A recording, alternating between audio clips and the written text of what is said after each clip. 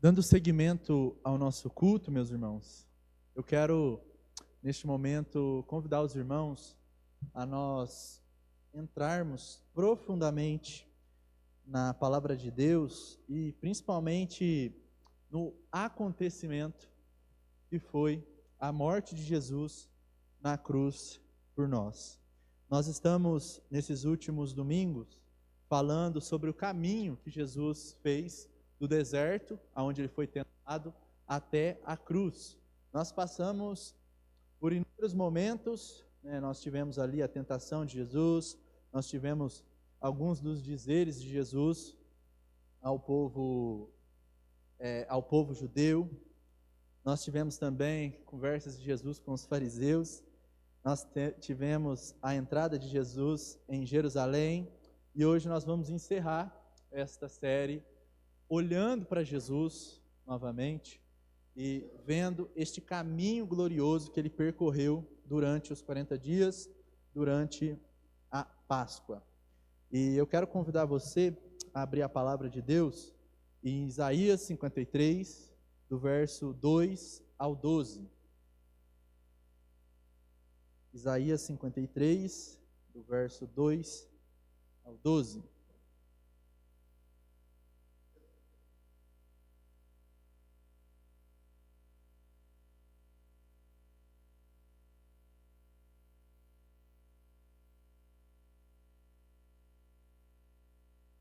Isaías 53, do verso 2 ao 12, assim nos diz a palavra inerrante, infalível de Deus, porque foi subindo como um renovo diante dele, e como raiz de uma terra seca.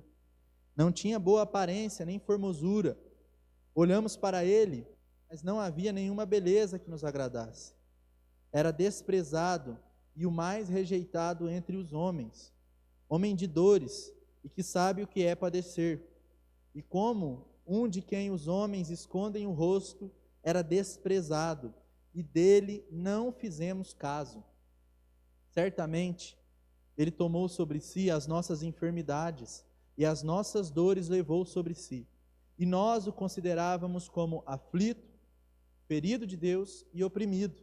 Mas ele foi transpassado por causa das nossas transgressões, e esmagado por causa das nossas iniquidades.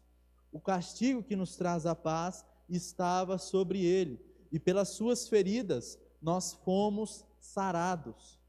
Todos nós andávamos desgarrados como ovelhas, cada um se desviava pelo seu próprio caminho, mas o Senhor fez cair sobre ele a iniquidade de todos nós. Ele foi oprimido e humilhado, mas não abriu a boca. Como cordeiro, foi levado ao matadouro, e como ovelha muda diante dos seus tosqueadores. Ele não abriu a boca pela opressão e pelo juízo. Ele foi levado, e de sua linhagem, quem se preocupou com ela? Porque ele foi cortado da terra dos viventes, foi ferido por causa da transgressão do meu povo. Designaram-lhe a sepultura com os ímpios, mas com o rico esteve na sua morte, embora não tivesse feito injustiça, e nenhum engano fosse encontrado em sua boca. Todavia, ao Senhor agradou esmagá-lo e fazê-o sofrer. Quando ele der a sua alma como oferta pelo pecado, verá a sua posteridade e prolongará os seus dias, e a vontade do Senhor prosperará nas suas mãos. Ele verá o fruto do trabalho de sua alma e ficará satisfeito.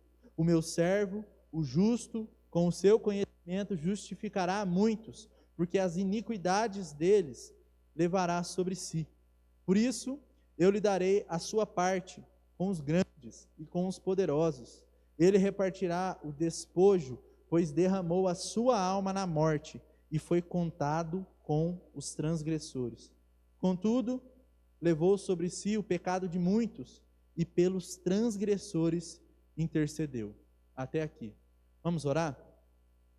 Senhor Jesus, a tua palavra é clara a nós. Acabamos de ler aqui uma profecia do profeta Isaías, Pai, contida no Antigo Testamento, que fala acerca de Jesus, e perfeitamente, com detalhes, fala acerca da sua morte na cruz.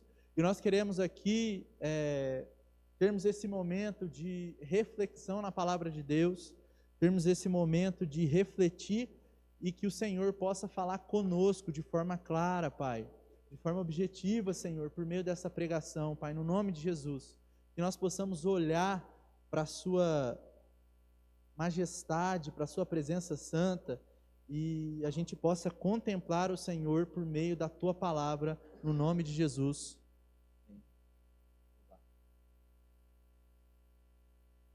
Meus irmãos, nós acabamos de ler a profecia do profeta Isaías, que conta de maneira muito clara o que iria acontecer com o Messias.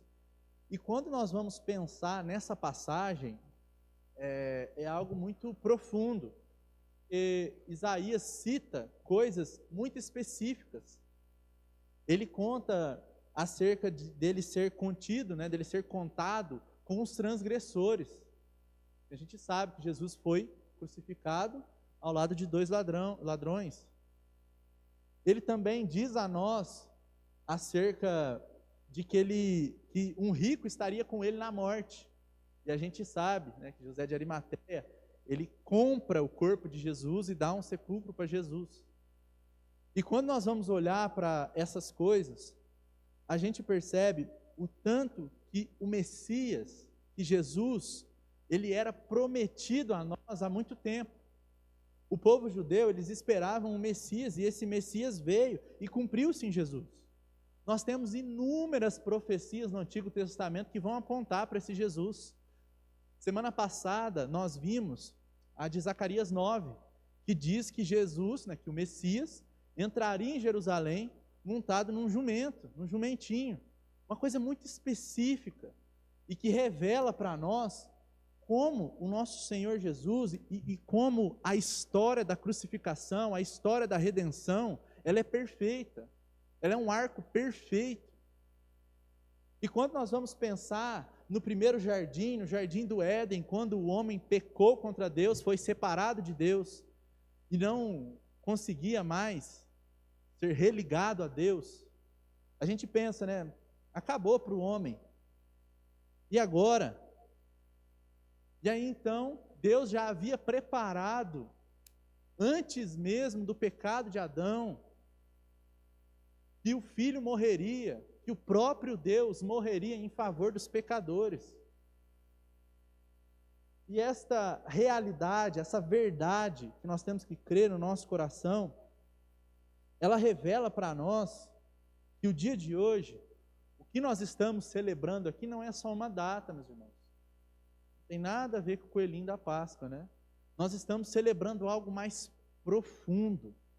Nós estamos celebrando e nos lembrando de que o próprio Deus encarnou, se fez homem, se fez frágil como nós e morreu na cruz por mim e por você. Mesmo diante de todos os nossos pecados, Jesus fez isso. O próprio Deus fez isso.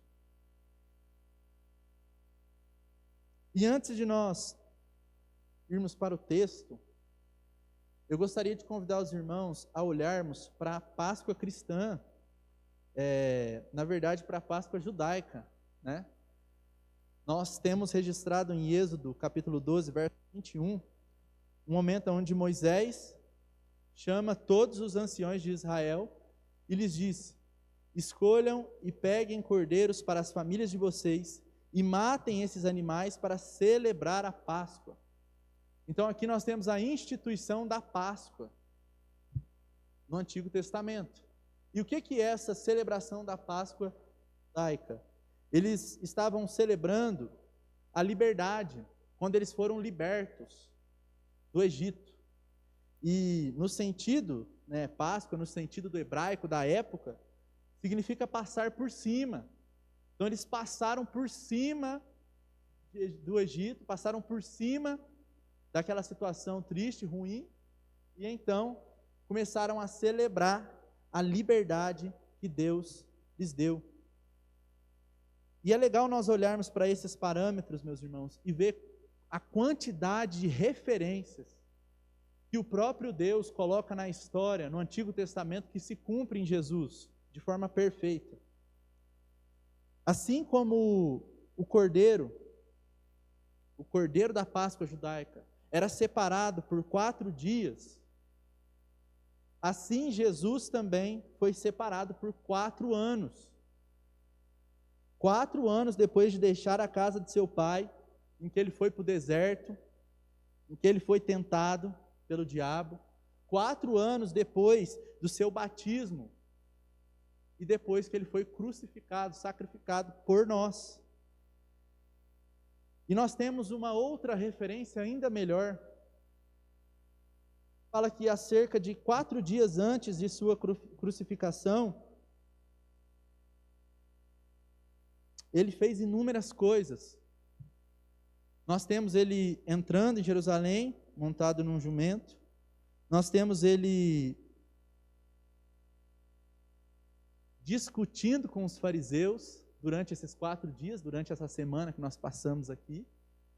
Ele discutia com os fariseus, ele repreendeu a figueira e ela imediatamente secou. Ele expulsou os compradores e vendedores do templo. Ele repreendeu os sacerdotes e anciões. E depois ele conta inúmeras parábolas, por exemplo, a dos lavradores. E tudo isso foi feito na semana da sua morte. Pensa bem, meus irmãos, como estava, a cabeça de Jesus durante essa semana. Jesus sabia que ele ainda assim tinha que cumprir tudo o que estava previsto por Deus. Então ele não fica a semana inteira esperando a morte, sofrendo. Não, ele serviu a Deus nesse tempo. Ele buscou fazer o que Deus queria que ele fizesse durante esse tempo, mesmo sabendo que na sexta-feira ele sofreria. E quando a gente pensa nisso, eu quero dar um exemplo bem bobo aos irmãos. Quando eu vou tirar sangue, por exemplo, se eu fico sabendo que é na sexta-feira, eu sofro a semana inteira. Eu sei que na sexta-feira eu vou ter que tirar sangue. Por uma bobeira dessa, às vezes a gente fica ali remoendo, né?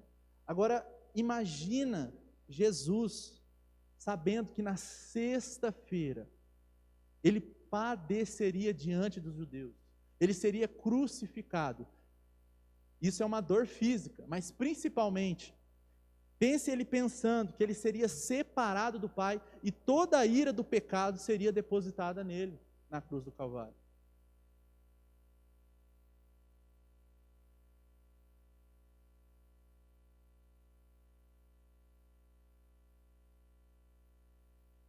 E então, meus irmãos, nós temos, durante a semana em que Jesus cumpriu o que ele havia de cumprir, e então nós chegamos na sexta-feira da paixão, que é a sexta-feira onde Jesus é crucificado.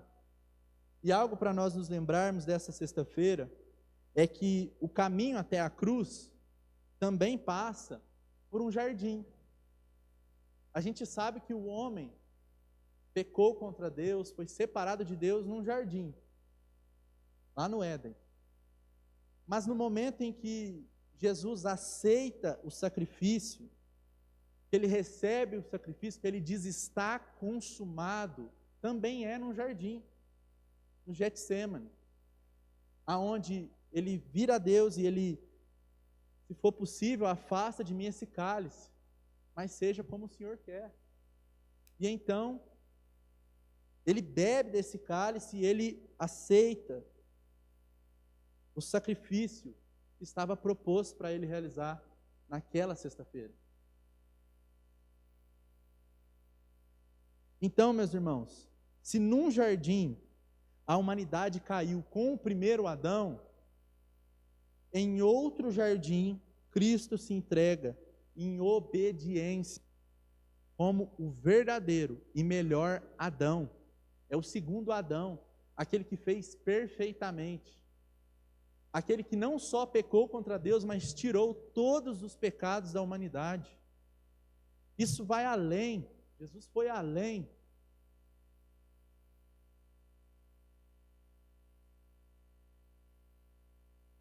O relato do Éden é o homem fazendo a sua própria vontade, sem se importar com Deus. E o relato do Getsemane é o relato onde Jesus se submeteu plenamente à vontade do Pai, sem pensar duas vezes. Ele se submeteu. E então, depois dessa oração de Jesus, aonde ele aceita o cálice, ele se encontra com Judas, acompanhado de alguns soldados. Jesus ainda chama Judas de amigo, para que vieste. E então Jesus é entregue. E durante aquela noite, perante Pôncio Pilatos, Jesus passa por espancamento, açoites, ofensas. Ele carrega uma cruz pesada. Meus irmãos, para trazer essa cruz para cá já foi meio complicado, precisou de 2.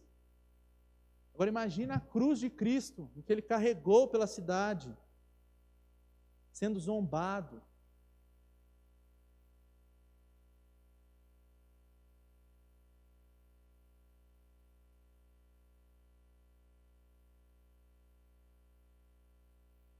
E a forma da sua morte, meus irmãos, também nos lembra do sacrifício do Cordeiro Pascal. Quando a Páscoa judaica ia celebrar a Páscoa, né? Quando eles iam celebrar, havia a morte de um cordeiro. E havia algumas regras no formato do sacrifício desse cordeiro. E olha que interessante, meus irmãos. Nós tínhamos 3 coisas que eram regra para se fazer com aquele cordeiro. A primeira é que deveria haver derramamento de sangue. Deveria ter derramamento do sangue do cordeiro pascal. E em Jesus nós sabemos que temos esse derramamento de sangue. No momento em que os pés e as mãos são perfurados pelos pregos. Nós temos também registrado nas regras da Páscoa judaica que deveria haver um cozimento do cordeiro. E, meus irmãos, agora é bem forte, é bem triste a situação. Mas haveria de ter um cozimento, um longo tormento. Deveria ter uma ideia de assar o cordeiro. E nós sabemos que Jesus, ele ficou exposto no sol escaldante e todas as outras dores que a crucificação produziu, assaram ele de uma certa forma simbólica. Então houve um grande tormento. Assim, respeitando as regras da Páscoa judaica. Ainda assim, até nesses detalhes, Deus se importou. E nós tínhamos também uma regra nesse cordeiro pascal, que ele não poderia quebrar nenhum osso. Não poderia ser quebrado nenhum osso. Nós sabemos que na crucificação de Jesus, nenhum osso foi quebrado. O que não poderia ter acontecido. E se a gente for ver as outras punições que os romanos aplicavam, muitos deles, eles quebravam as pernas dos crucificados, para que diminuísse o sofrimento. Porque Jesus ficou se segurando nas pernas até quando deu. E tudo isso foi respeitado. Que coisa interessante, né, meus irmãos? Os detalhes da crucificação de Cristo revela para nós que Cristo morreu pelos nossos pecados de verdade.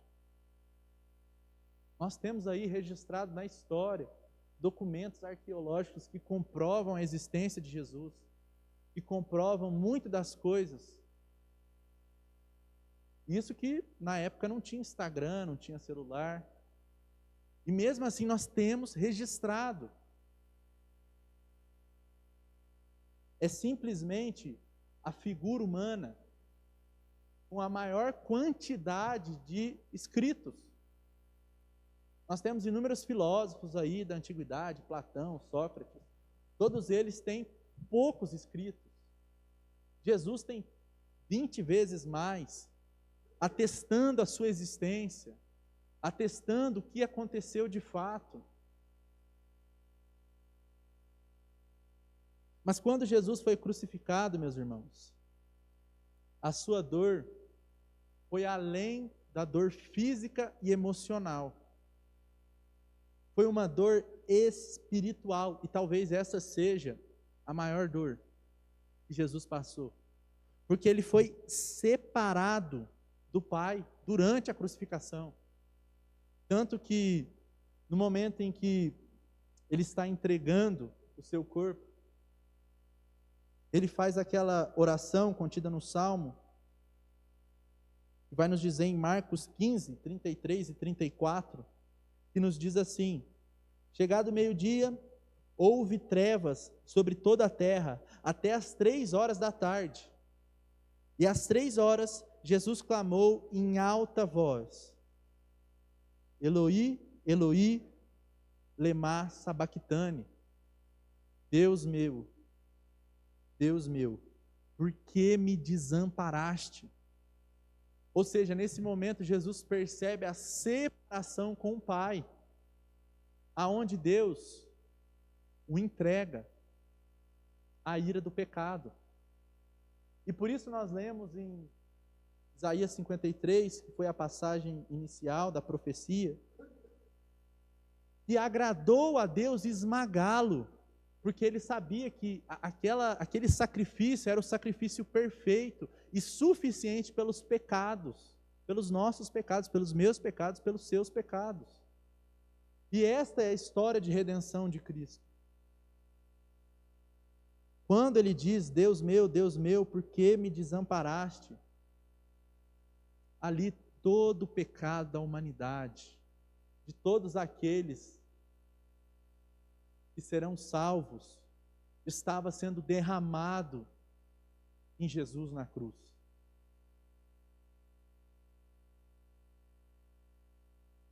Por isso, meus irmãos, Sexta-feira da Paixão nos leva a quebrantarmos o nosso coração. E eu quero te convidar, nesta noite, a quebrantar o seu coração diante desse sacrifício perfeito de Jesus.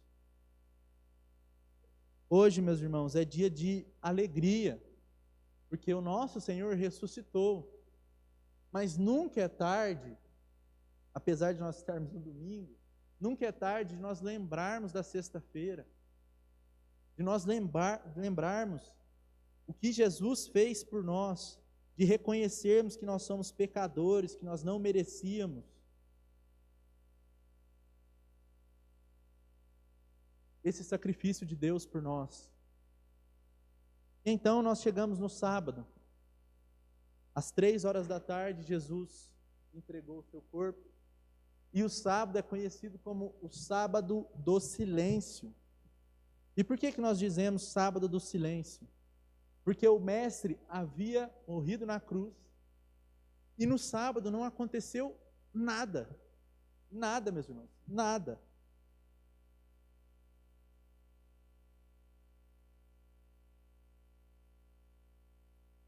O luto, o silêncio reinou. Inclusive, quando você abre os 4 evangelhos, você não vê uma linha sequer falando acerca do sábado. Por isso que nós chamamos de sábado do silêncio. E se nós formos imaginar com as nossas cabeças, o que estava acontecendo, provavelmente os discípulos estavam em luto, tristes, mas já estavam pensando em retornar à vida, em voltar à vida normal. Pedro já estava pensando: meu Deus, vou ter que pescar na segunda-feira, vou ter que voltar a trabalhar.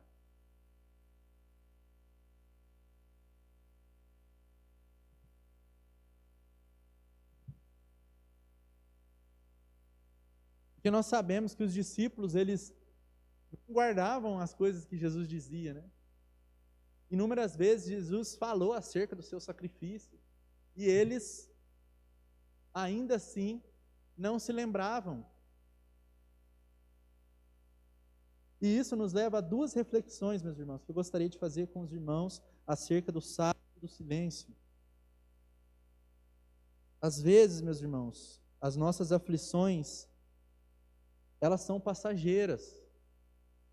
Só que nós estamos olhando muito para o silêncio do sábado. E nós estamos esquecendo do domingo da ressurreição. Nós estamos esquecendo do poder de Deus na nossa vida, diante das nossas aflições. Então, se você está passando pelo sábado do silêncio, em alguma situação, calma, meu irmão. Ainda há o domingo da ressurreição para trazer a transformação dessa situação. E a outra é que alguns discípulos esqueceram de Jesus, já estavam voltando à vida normal, estavam esquecendo que o próprio Jesus havia dito, e isso pode acontecer conosco. Às vezes nós experimentamos uma fé transformadora ao longo da nossa vida.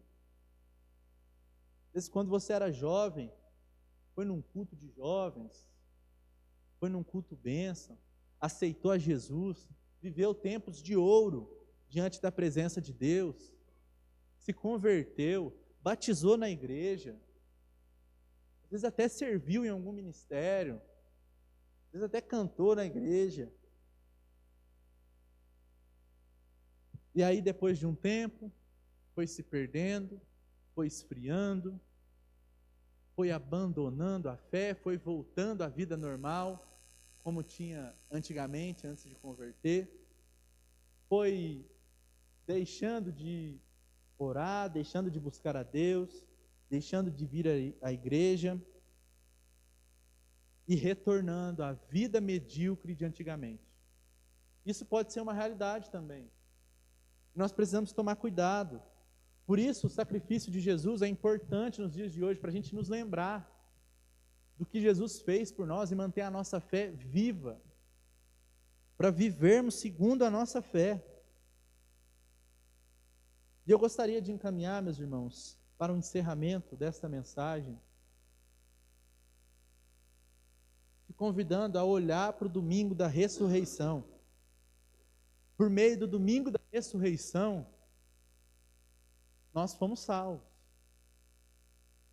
Se Jesus tivesse sido crucificado, tivesse passado pelo sábado do silêncio, e não tivesse havido a ressurreição no domingo, o sacrifício de Jesus não valeria de nada, porque haveria de ter que ter essa ressurreição. Jesus tinha que vencer a morte, tinha que ser assunto aos céus novamente.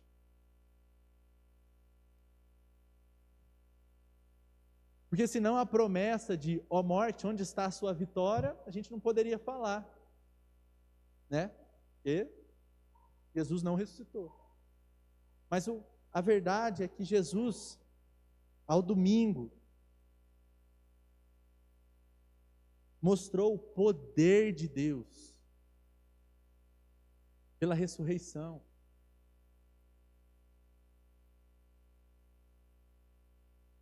Efésios capítulo 1, verso 18 a 20, diz uma oração do apóstolo Paulo aos irmãos em Éfeso, e também demonstra a nós a suprema grandeza do poder de Deus por ressuscitar Jesus, e que esse mesmo poder chega a nós. Vai dizer assim: peço que Ele ilumine os olhos do coração de vocês, para que saibam qual é a esperança da vocação de vocês, qual é a riqueza da glória da sua herança nos santos, e qual é a suprema grandeza do seu poder sobre nós, os que cremos, segundo a eficácia da força do seu poder. Olha o verso 20, meus irmãos.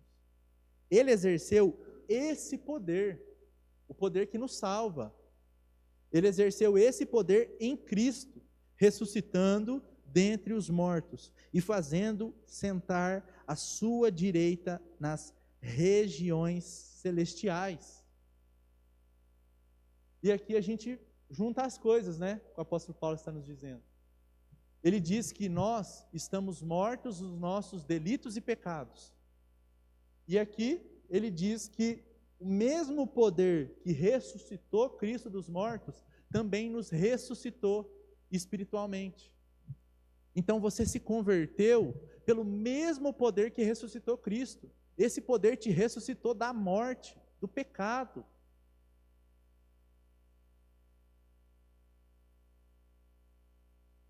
Esse poder que ressuscitou Jesus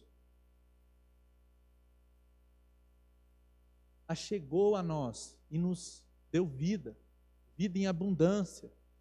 E nós fomos religados com Deus por meio desse sacrifício. Por isso nós podemos dizer que Ele vive, porque Ele está operando até os dias de hoje. Meus irmãos, Jesus salvou os discípulos. Jesus salvou a igreja primitiva, os irmãos que iam ser chegando à igreja primitiva. Jesus salvou a era da patrística. E nós temos o crescimento exponencial da igreja cristã após Constantino se converter. Nós tivemos também Jesus salvando durante a história da igreja. Nós tivemos Jesus salvando o povo durante a Reforma Protestante. E esse mesmo poder se achegou a mim 2000 anos depois. Se achegou a você 2000 anos depois. O mesmo Cristo que salvou Paulo, Pedro, te salvou. Te deu vida, vida em abundância. Por isso nós podemos dizer que Ele vive para sempre. Inúmeras religiões, inúmeros reis estão debaixo de 7 palmos de terra e vão continuar enterrados. Mas o nosso Senhor, o nosso Rei, ressuscitou ao 3º dia e vive para sempre. Amém, meus irmãos? Eu quero convidar os irmãos a nos colocar de pé para nós fazermos uma oração.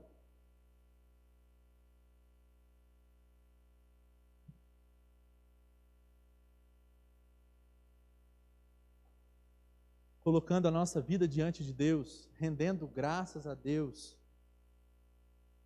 Uma vez C.S. Lewis escreve: o Filho de Deus tornou-se homem para possibilitar que os homens se tornem filhos de Deus. Nosso próprio Deus se tornou homem para que você seja filho de Deus.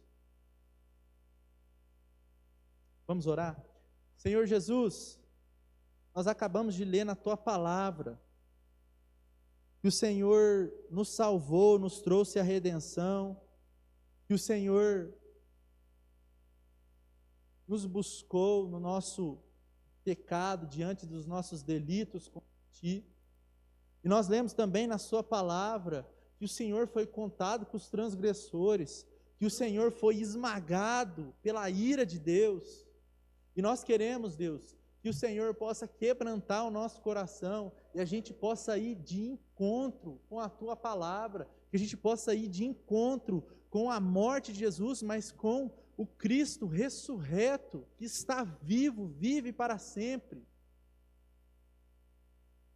Em nome de Jesus, Pai, ninguém saia daqui esta noite, Pai, sem ter a consciência do que Jesus fez na cruz. Que ninguém saia daqui hoje, Pai,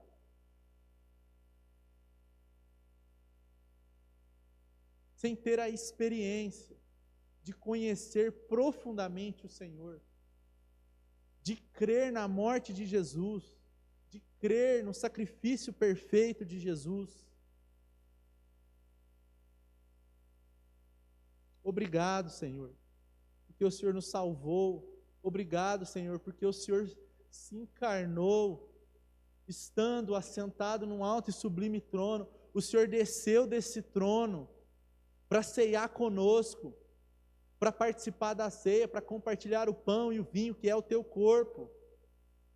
E hoje nós podemos ter vida, e hoje nós temos os nossos pecados salvos, os nossos pecados pregados na cruz, porque o Senhor decidiu que iria nos salvar.